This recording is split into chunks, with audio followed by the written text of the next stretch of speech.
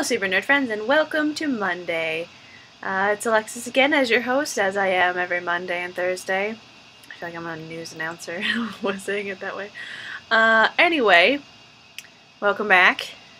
It is Monday, as I said. It's almost 7 p.m. because I forgot it was my day. And then I was hanging out with Joshua, so I wanted to wait until he left. But since we don't really have punishments or time anymore, like time limits, I didn't think it was that big of a deal. So what's new? Not much with me. I have not started reading the book still. I'm sorry. I have been distracted, I guess. Yeah, no real excuse. But I will. I will start reading it, and by my next video, I'm sure I will have things to talk about with that. Becky, I was interested in your response to the trolley problem. Mostly that you just said you would jump in front of the train too because you didn't want to have to deal with the guilt. Because I think that's why most people don't flip the switch, is because then there's less guilt involved because you're not an active participant. So yeah, I guess that's one way to save yourself from guilt, but I don't advise it, and it makes me concerned that your depression has not been getting better, that you're still thinking in that way. So I hope that's okay. I'm not sure if you have gone to see anyone yet or talked to anybody, but I still think it's a good idea and that you should be talking to your parents about possibly seeing a counselor or something and trying to figure out, what the root of the problem is. Because there is still a problem, and just because you don't deal with it doesn't make it go away.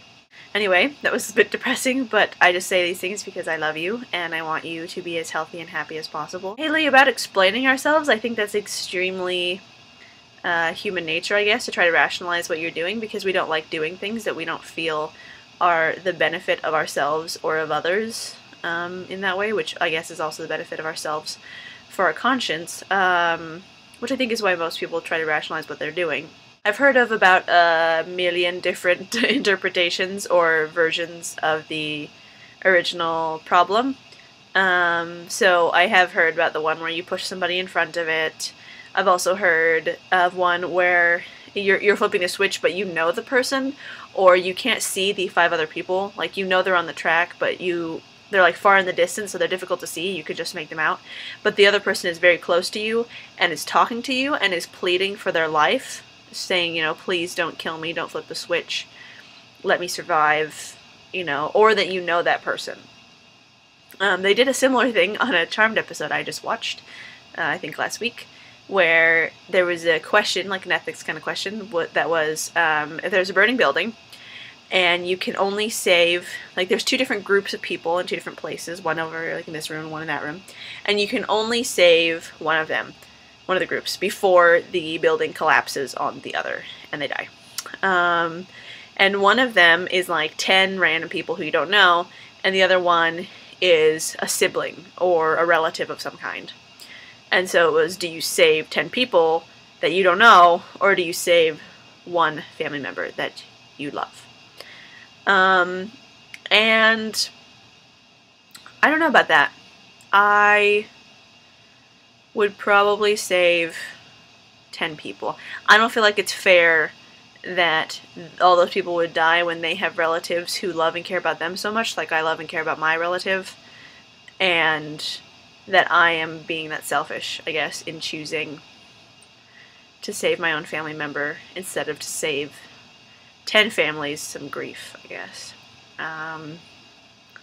But I don't know. I feel like being religious, and the religion, I guess, that I am, that I have a different feeling about death than a lot of other people, that I don't feel like it's as big of a deal as people make out of it.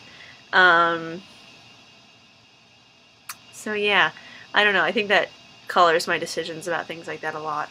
Oh, and I heard about the trolley problem from a John Green video, because apparently, I was watching him play FIFA, and The Fault in Our Stars was originally going to be very heavily based on the trolley problem, and apparently it mentions it in the book, is what John said. I don't remember that happening, but yeah, apparently it was going to be extremely heavy on that metaphor, so much so that John revealed that one of the characters was supposed to actually be physically tied to tracks, like someone was having to do the trolley problem in real life, which I'm very glad his editor kindly ushered him a different direction, because I just can't imagine that book having the same impact, I guess, as The Fault in Our Stars does.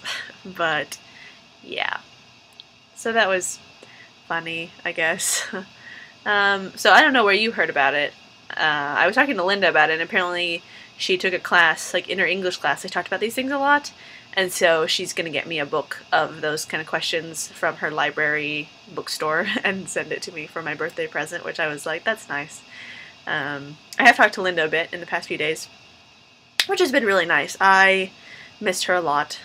I still do, obviously, she's not here, but it's nice to get to talk to her.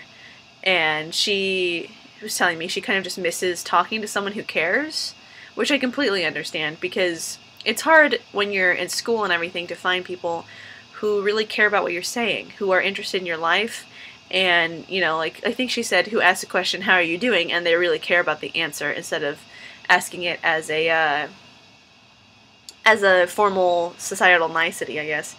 But yeah, you know, we all need those people who are interested in our lives, interested in how we're doing, and who really care about us. And so I'm glad that I have so many of those people. I have you guys, and my parents. I have Linda, and a lot of friends who I know deeply care about me, and that's really great. Linda's having a bit harder time making friends at school, and she said she doesn't know how to make them last, which I thought was a really interesting concept. It's like, how do you take a friendship from being kind of this casual, chit-chatty, easy thing for both of you, I don't know, useful to both of you in the moment, to being a lasting thing that you want to communicate with that person a lot, that you want to make videos to them, you know, that you are really concerned with where their life goes, and that somehow has an impact on your life. And I talked to her for a bit about that, and basically came to the conclusion that I have no idea, and I'm not sure it's really involved with the people's actions. I don't know. So I'm interested in what you guys have to say about that, I guess, because I feel like our friendship is a whole bunch of kind of random happenstance, I guess. You know, like, I happened to come over that one night or whatever, even though Becky and I weren't friends like Haley thought, and that you, Haley, ended up with Becky in, like, being her roommate when that was not the original plan. I don't know, it's much too fateful, I guess, for me to believe that that wasn't planned in some way. But yeah, so I don't really know how to do that. I made a lot of friends at WSU who I'm probably not going to talk to again, because it's just, I don't know, you just don't stay close with everybody, and I understand that, and that's not a big deal to me, but I don't know. I don't have much else to say, so I'm going to go back to enjoying my day off. I love you guys, whole bunches and lots and everything.